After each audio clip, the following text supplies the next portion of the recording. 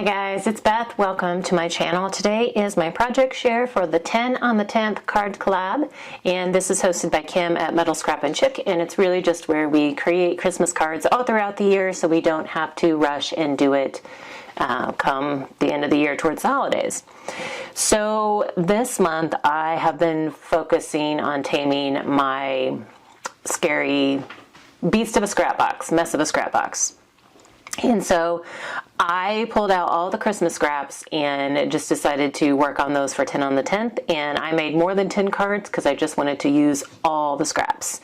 So there are a lot of duplicate scraps because most of my scraps in the scrap box come from the decorative holiday blocks, like the Merry Christmas block sets that we make at Christmas time. The box sits next to my silhouette cutting machine, and so once I pull it off of there, if there's anything salvageable, it just goes into the scrap box. So you are going to see a lot of like repeated patterns, and then there are some other patterns in here left over from other projects that I've made last Christmas time. So I have about 30 cards. I did use sketches. I will talk a little bit about each one, but I'm going to be going through them pretty quickly.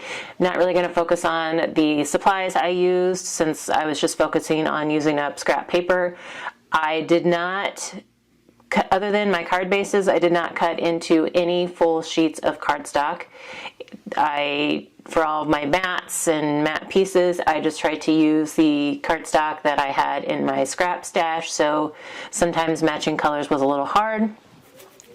But if you guys have any questions on anything, let me know. The sketches will, as always, be linked in the description box below, along with the participant list of those participating in this collaboration. Okay, let's go. This first card is from My Favorite Things, sketch number 181. Just used a variety of pattern papers and then a large die cut circle element here. This is Sunday Sketches number 4, and I did make 4 of these. Anytime I could make multiples of a sketch or layout, I did. And so this one is just kind of there's a couple different layouts. This one's kind of more of a muted, aged paper combination, which is funny because this is one of the Merry Christmas block sets we have. These are the papers that go together, and then these are the papers that go together on another block set. So I kind of tended to keep it like that.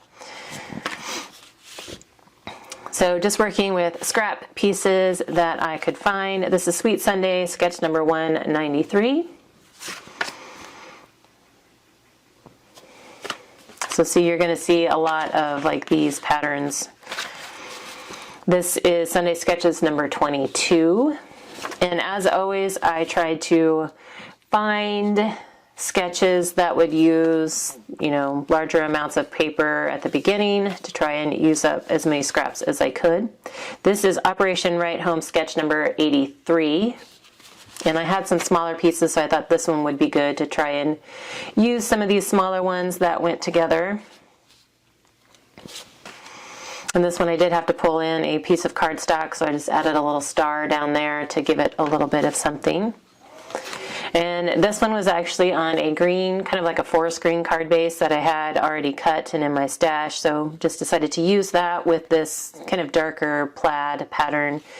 And then I do have white paper on the inside, and on all my cards I do have scraps. So I totally I smashed that bag of scraps. So this one just used 2 different patterns and then brought in a dimensional sticker and some black vinyl dots. No sketch for that one. This is Freshly Made Sketches number 8. And again, just use some of the patterns that I had.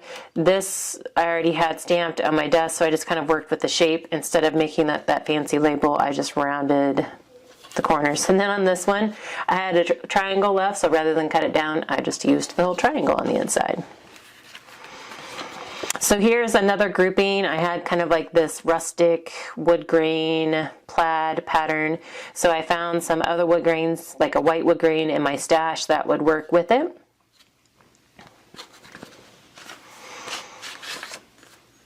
Here's another one of those. These aren't, I didn't have sketches for these, just kind of using the scraps. This is My Favorite Things, sketch number 331.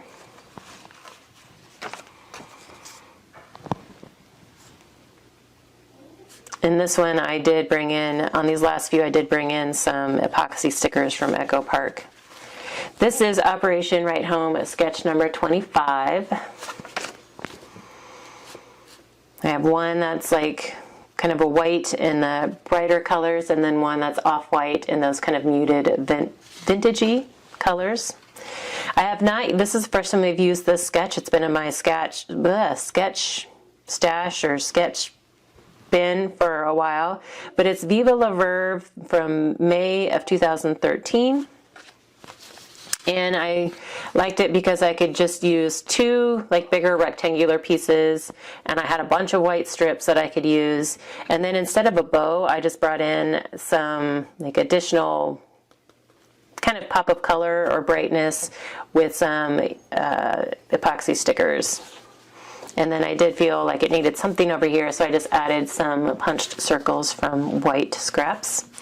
I think this is the first time I used this sketch too. It's card sketch number 22 from Dawn Griffith, Stampin' Up. And so I wanted to mat these squares, but I couldn't find any cardstock that like worked well with this at this point. Again, trying not to cut into any new sheets, only trying to use the scraps in my box. And so I just left them, and then this, I tried to, at least the red here in the square is darker than the red that's in the little fishtail strip back here. And then I have little bits of green that match this, so I did bring in some stars that, you know, just to add a little bit extra touch. So then I got kind of lazy at the end, and I had a bunch of strips that were like 2 inches wide. And so you've seen me do this before. I just took two of those 2-inch strips and put them together to make a card mat essentially, and then covered the seam either with cardstock or patterned paper, and then decorated it however I could find to decorate it. So I didn't feel like cutting these down into squares. I just put them together, covered the seam, and embellished.